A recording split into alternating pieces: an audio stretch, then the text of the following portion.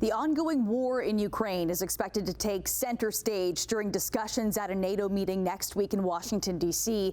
You may remember back in April, U.S. Secretary of State Antony Blinken said Ukraine's NATO membership is inevitable. Well, a growing list of professors and foreign policy experts here in Canada and also in the U.S.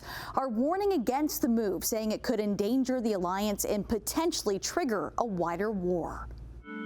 It was back in April that Antony Blinken made this stunning comment. Ukraine will become a member of NATO. Our purpose at the summit is to help build a bridge to that membership. With the summit in Washington, D.C. starting on Tuesday, dozens of foreign policy experts are calling on NATO members to change their stance on Ukrainian membership.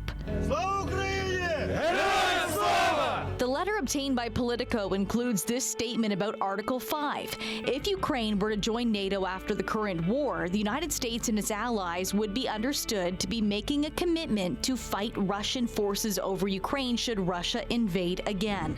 They add that both President Biden and former President Trump have warned that the conflict could escalate into World War III.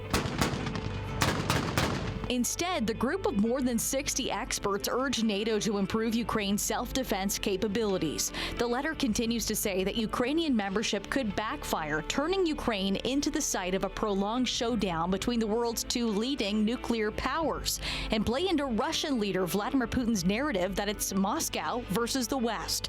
Russian President Vladimir Putin and Chinese President Xi Jinping have wrapped up a summit today of their own, a security grouping created by Moscow and Beijing to counter Western alliances. But you know, the fact that Mr. Trump, as a presidential candidate, says that he's ready and wants to stop the war in Ukraine, we take that very seriously.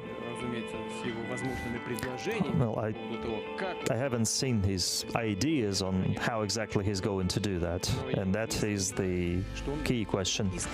But I have no doubt that he says that sincerely, and we support that. Putin addressing the media with some kind words for Trump after his comments during the debate last week. As far as Russia and Ukraine, if we had a real president, a president that knew, that was respected by Putin, he would have never invaded Ukraine. If Trump knows how to end this war, he should tell us today. Putin said last month that Russia would end the war in Ukraine only if Kyiv agreed to drop its NATO ambitions and hand over the entirety of 4 provinces claimed by Moscow, demands Kyiv swiftly rejected as tantamount to surrender. If there is anything inevitable in the future, it is the will of the people of the world for freedom and for peace. The NATO summit in Washington from July 9th to 11th is to mark the 75th anniversary of the signing of the North Atlantic Treaty in 1949.